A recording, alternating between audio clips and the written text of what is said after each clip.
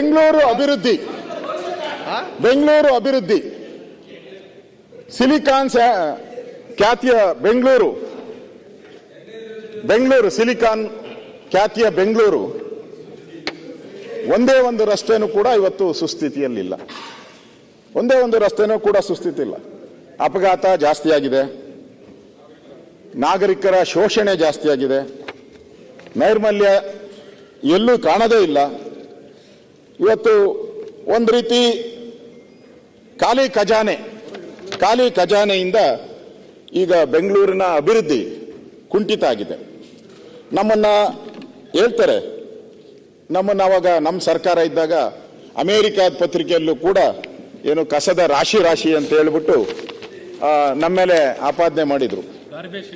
Garbage city, ನಾನು ಹೇಳಿ ಮರ್ತ್ಬಿಟ್ಟಿದ್ದೆ, garbage city. ಈಗ ವಿಜಯವಾಣಿ ಪತ್ರಿಕೆಯವರು ಬರ್ದವ್ರೆ, ಅಲ್ಲಿ ಕಸ ಇಲ್ಲಿ ಕಸ, ಎಲ್ಲೆಲ್ಲೂ ಕಸ ಅಂತ. ಎಲ್ಲೆಲ್ಲೂ ಕಸ, ನೀವೆಲ್ಲನ ಹೋಗಿ. ಅದೇನೋ ಬುದ್ಧ ಹೇಳ್ತಾ ಇದ್ನಲ್ಲ, ಸಾಸಿವೆ ಯಾರು ಸಾವಿಲ್ಲದ ಮನೆಯಲ್ಲಿ ಸಾಸಿವೆ ತತ್ತ ಅಂತ. ಯಾವ ರಸ್ತೆಯಲ್ಲಿ ಕಸ ಇಲ್ಲ ತಗೊಂಬನ್ನಿ ನೋಡೋಣ, ಅವಾರ್ಡ್ ಕೊಡೋಣ ಅವ್ರಿಗೆ. ಓಕೆ, ಅವಾರ್ಡ್ ಕೊಡೋಣ. ಆ ರೀತಿ ಇವತ್ತು ಕಸದ ರಾಶಿ ಇದೆ. ನಮ್ಮ ನಾಯಕರು ಹೇಳಿದ್ರು, ಏನ್ ಹೇಳಿದ್ರು, ಯಾರು ಒದ್ದು ಹೇಳಿದ್ರು, ದೇವ್ರು ಬಂದ್ರೂ ಉದ್ಧಾರ ಮಾಡಕ್ಕಾಗಲ್ಲ ಹೋಗ್ರಿ ಅಂದ್ಬಿಟ್ರು. ದೇವ್ರು ಬಂದ್ರೂ ಬೆಂಗಳೂರಿನ ಉದ್ಧಾರ ಮಾಡಕ್ಕಾಗಲ್ಲ ಹೋಗ್ರಿ, ಹಾಳಾಗೋಗ್ರಿ ಅನ್ನೋ ತರ ಅವರು ಆಗಲ್ಲ ಅಂತ ಹೇಳ್ಬಿಟ್ರು. ಇವತ್ತು ಬೆಂಗಳೂರಿನ 5 ವರ್ಷದಿಂದ ಗುಂಡಿಗಳವರು 5 ವರ್ಷದಿಂದ ಮಾಡಿರಂತ ವಿಚಾರ ಯಾರು ಬಂದ್ರು ಮಾಡಕ್ಕಾಗಲ್ಲ ಅಂತ ಹೇಳಿದ್ದು.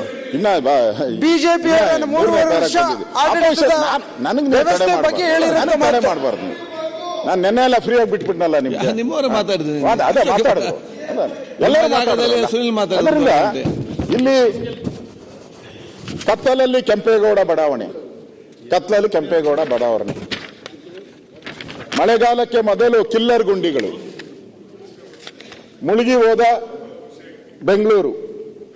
ಮುಳುಗಿದ ಬೆಂಗಳೂರು. ಇವೆಲ್ಲ ನಾನೆಲ್ಲ ಹೇಳ್ತಾ ಇರೋದು, 4ನೇ ಅಂಗ ಹೇಳ್ತಾ ಐತೆ ಮುಳುಗಿ ಹೋದ ಬೆಂಗಳೂರು ಅಂತ. ನಮ್ಮದು ಅದೇ ಅಭಿಪ್ರಾಯ. ಬೆಂಗಳೂರಿಗೆ ಅಭಿವೃದ್ಧಿಗೆ ಹಣ ಇಲ್ಲ. ಹಿಂದೆ ಯಾರ ಮುಖ್ಯಮಂತ್ರಿ ಇರಲಿ, ಹಿಂದೆ ಮುಖ್ಯಮಂತ್ರಿಗಳಿದ್ದಾಗ ಬೆಂಗಳೂರು ಕರ್ನಾಟಕದಲ್ಲಿ ನಿಮ್ದೇನು ನಾವು ಬಡ್ಜೆಟ್ ಮಾಡ್ತೀರಿ, ಬಡ್ಜೆಟ್ ಅಲ್ಲಿ ಮೋಸ್ಟ್ಲಿ 60%ಗೂ ಹೆಚ್ಚು ತೆರಿಗೆಗಳು ಸಂಗ್ರಹ ನಮ್ಮ ಬೆಂಗಳೂರಿಂದಾನೇ ಆಗ್ತಾ ಇದ್ದಿದ್ದು. 60 ಮೇಲೆ ಅಂತ ಇಟ್ಕೊಳ್ಳಿ. ಯಾವುದೇ ಮುಖ್ಯಮಂತ್ರಿ ಆದ್ರೂ ಹಿಂದೆ ಏನಾಯ್ತು, ಎಲ್ಲ ನಗರಸಭೆಗಳಿಗೆ, ಎಲ್ಲ ಪುರಸಭೆಗಳಿಗೆ, ಎಲ್ಲ ಪಟ್ಟಣ ಪಂಚಾಯಿತಿಗಳಿಗೆ ನಿಮ್ಮ ರಿಜಿಸ್ಟ್ರೇಷನ್ ಸಬ್ ರಿಜಿಸ್ಟರ್ ಆಫೀಸಲ್ಲಿ ನಿಮಗೆ ಇಂಪಾರ್ಟೆಂಟು ಬಡ್ಜೆಟ್. ಸಬ್ ರಿಜಿಸ್ಟರ್ ಆಫೀಸ್ಗಳಲ್ಲಿ ಯಾವುದೇ ರಿಜಿಸ್ಟ್ರೇಷನ್ ಆದ್ರೆ 3% ಅಲ್ಲಿಗೆ ಹೋಗ್ತಾ ಇತ್ತು, ಲೋಕಲ್ ಬಾಡಿಗೆ. ಅದು ಪುರಸಭೆ ಇರಲಿ, ನಗರಸಭೆ ಇರಲಿ, ಎಲ್ಲ ಹೋಗ್ತಾ ಇತ್ತು. ಆಗ ಕಾರ್ಪೊರೇಷನ್ಗಳೆಲ್ಲ ಸಮೃದ್ಧಿಯಾಗಿತ್ತು, ಅವ್ರ ದುಡ್ಡಲ್ಲೇ ಅವರೇ ಮ್ಯಾನೇಜ್ ಮಾಡ್ಕೊಂತ ಇದ್ರು. ಹಿಂದೆ ಜನತಾದಳ ಸರ್ಕಾರ ಇದ್ದಾಗ ಅದನ್ನ ತೆಗೆದುಹಾಕ್ಬಿಟ್ರು. ಸ್ಥಳೀಯ ಸಂಸ್ಥೆಗಳಿಗೆ ಏನು ಆದಾಯ ಬರ್ತಾ ಇತ್ತು ಅದಕ್ಕೆ ಕೊಡ್ಲಿ ಪೆಟ್ಟು ಬಿದ್ದೋಯ್ತು. ಈಗ ಸ್ಥಳೀಯ ಸಂಸ್ಥೆಗಳಿಗೆ ಆದಾಯ ಬರ್ತಾ ಇಲ್ಲ. ಪ್ರತಿ ಬಾರಿನೂ ಬಂದು ಸರ್ಕಾರದ ಹತ್ರ ಭಿಕ್ಷೆ ನಿಂತ್ಕೊಬೇಕು. ಬಿಜೆಪಿ ಎಲೆಕ್ಟ್ರಿಕ್ ಬಿಲ್ ಕಟ್ಟಕ್ಕೂ ನಗರಸಭೆ ಪುರಸಭೆಗಳಿಗೆ ಇದರಲ್ಲಿ ಎಲೆಕ್ಟ್ರಿಕ್ ಬಿಲ್ ಕಟ್ಟಕ್ಕೂ ಹಣ ಇಲ್ಲ ನಮ್ಮ ಹತ್ರ.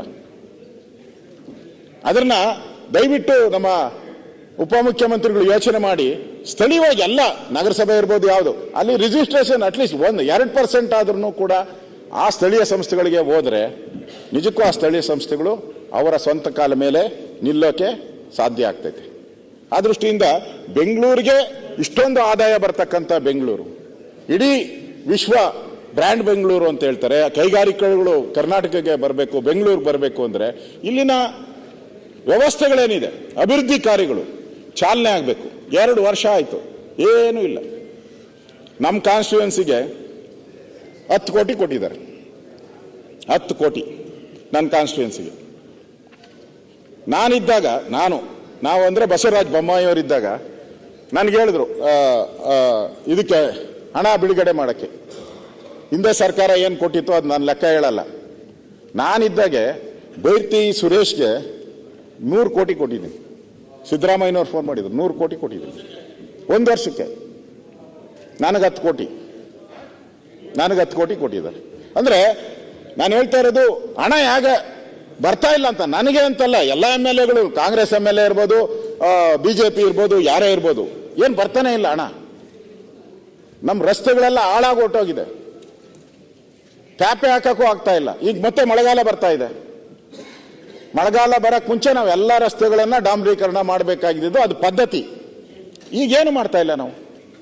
ಮಳೆಗಾಲ ಬಂದ್ಮೇಲೆ ಮುಗೀತು ನಮ್ಮ ಕತೆ. ಏನು ಟಾರ್ ಹಾಕಿದ್ರೆ ಅವತ್ತೇ ಮಾರನೇ ದಿನ ಕಿತ್ತೋಗ್ತದೆ, ಬಿಲ್ ಮಾಡ್ಕೊಂಡು ಕೋಟಿ ಲೂಟಿ ಹೊಡಿತಾರೆ ಅಷ್ಟೇ. ಇದು ಇವತ್ತು ಬ್ಯಾಂಡ್ ಬೆಂಗಳೂರು ಹೋಗಿ ಬ್ಯಾಡ್ ಬೆಂಗಳೂರು ಆಗಿದೆ, ಗಾರ್ಬೇಜ್ ಬೆಂಗಳೂರು ಆಗಿದೆ. ಇದು ಸರಿಪಡಿಸ್ಬೇಕು. ಇದನ್ನ ನಾನು ಇವತ್ತು ಪ್ರಸ್ತಾವ ಮಾಡಕ್ಕೆ ಇಚ್ಛೆ ಪಡ್ತೀನಿ ಅಧ್ಯಕ್ಷರೇ.